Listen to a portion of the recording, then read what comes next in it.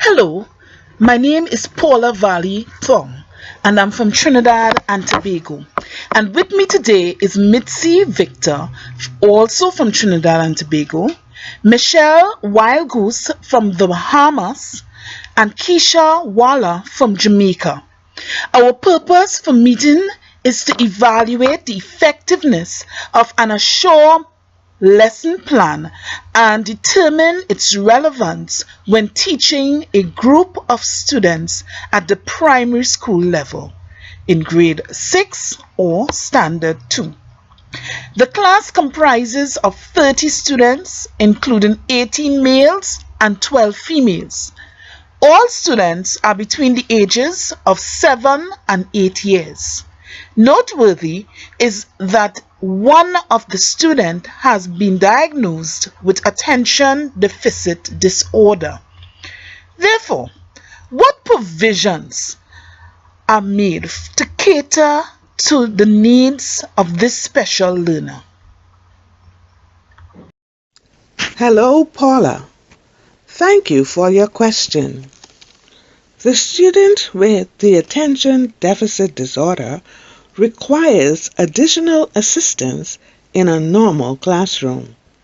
Therefore, we are recommending a shadow teacher to assist this student. A shadow teacher is a trained educational assistant who works directly with a single child with special needs. The shadow teacher does not work individually with the student, but is part of a team including the classroom teacher and the parents working together for the overall success of this student. Now, because of the short attention span, this student requires more breaks during a normal class. So, the recommendation of a break after 20 minutes of work would assist. However, a shorter time is preferred. During the lesson period, the shadow teacher is responsible for setting and maintaining the structure of the activities for effectiveness.